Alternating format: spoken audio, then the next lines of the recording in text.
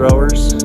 My name is Jesse. I'm here in Denver, Colorado. It's a beautiful day in late November, so we're going to take advantage of it and throw some knives today.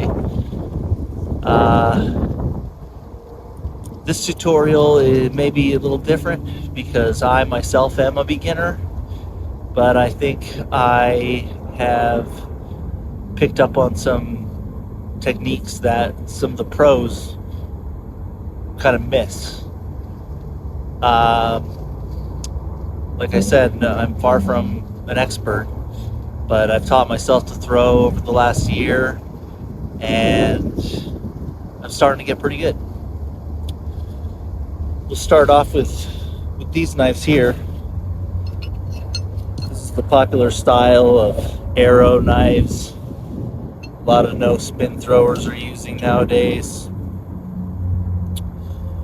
and they're great. I got these on eBay. I got them on Etsy, and they were like $60 for the three of them, so they're not too expensive. But they've got the nice big handle heavy design, and the taper on the handles also makes them really easy for throwing. Now, one thing I've noticed is that for different knives I use a different grip. These ones I find if I put them just right in the base of my hand like so, and my finger on it like that, that's about the perfect grip for these knives. Now, when I throw it, I kind of just leave my finger loose. That's because these have this taper here, so they kind of do their own spin. They kind of counteract themselves because of the taper. So I leave my finger pretty loose on these.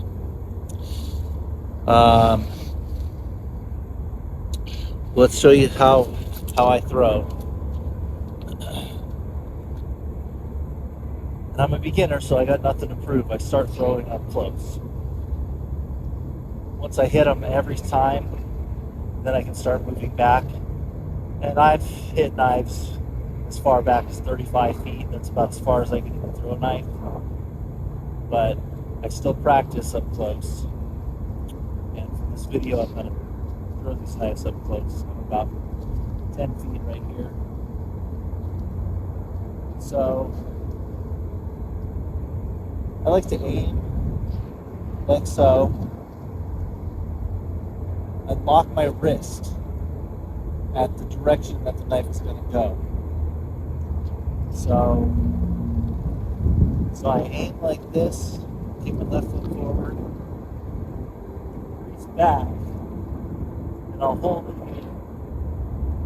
A lot of times, this is a whole other step for me. It's holding it back. It's kind of a secondary aiming process.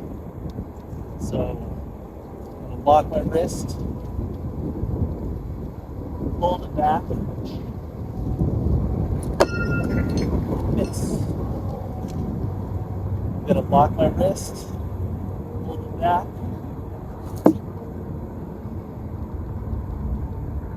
lock my wrist, hold it back, and keep my wrist in the same position.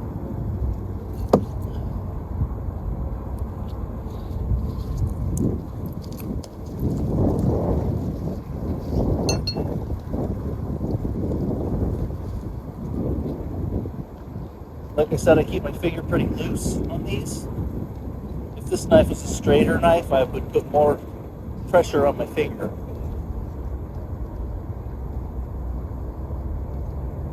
So, another thing, when I'm reaching back, almost all the way back, now I'm going to pull it. Pull it like so.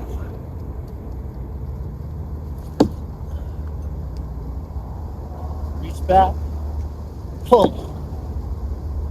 reach back, pull.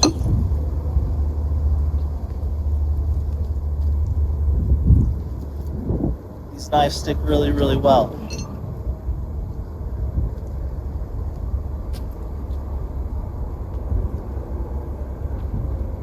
Now I mess around from different lengths, different distances, so that I keep my instinctual part of the throwing down. I don't want to get stuck on one spot where I can only hit it from one spot.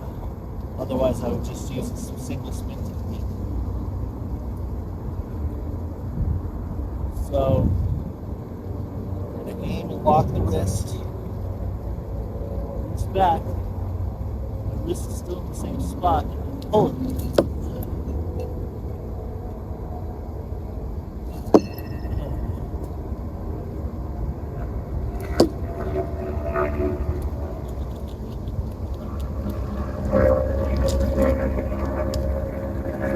Let's move on to a different type of knife.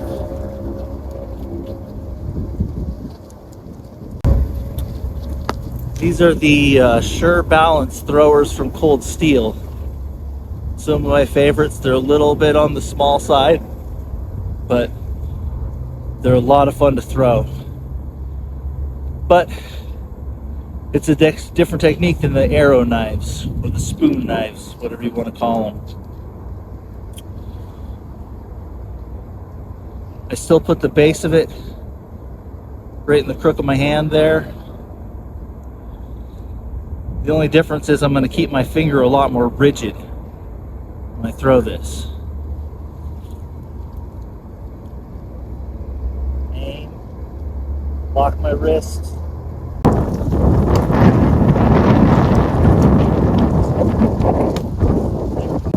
Another thing worth mentioning is it's worth purchasing some of this reflective tape. Really makes your knives easier for finding them. Especially here in Denver, there's a little bit of snow on the ground. These things can get lost so easy. So I just go and replace the reflective tape whenever it gets worn.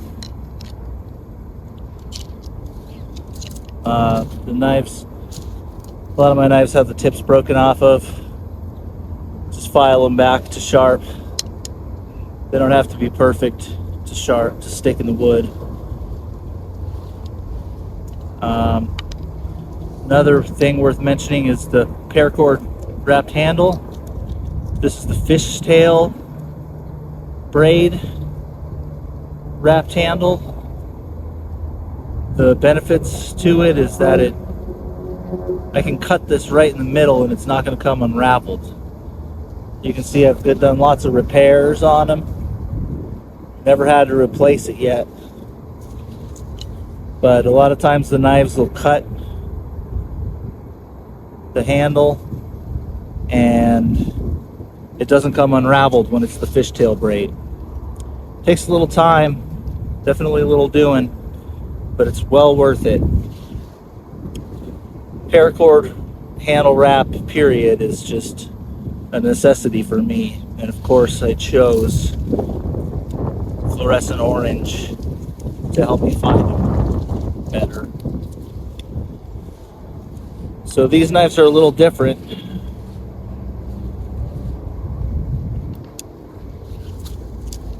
See, they're basically flat across the back. So for that reason, I need to put a little bit more backspin on them. I do that in the form of locking my finger. When I lock my wrist, I almost point these knives right into where they're going. Pointing technique, locking your wrist technique has been key for me. I don't always stay back here, but I do for a second.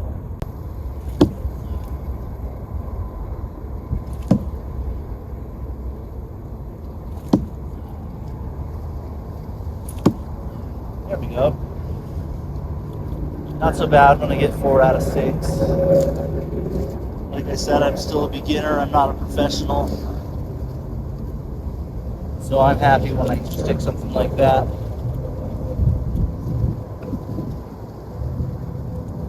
Pretty much 2 different styles of knives, the two different styles of throwing, but a lot of it's the same.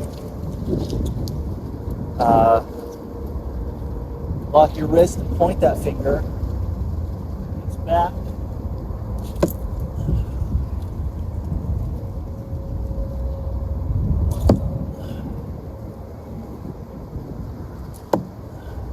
Not bad. 3 out of 4.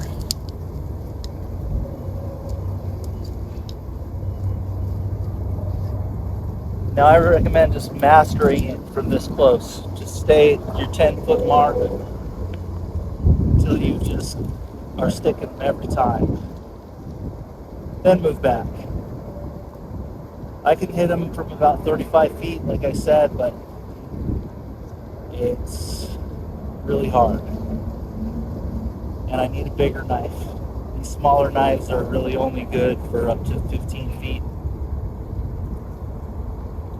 So,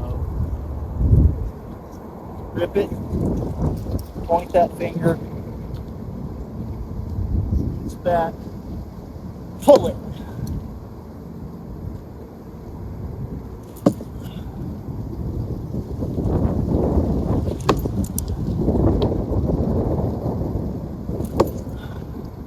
Back, pull it, and this seems to work pretty good. So that's really all I got.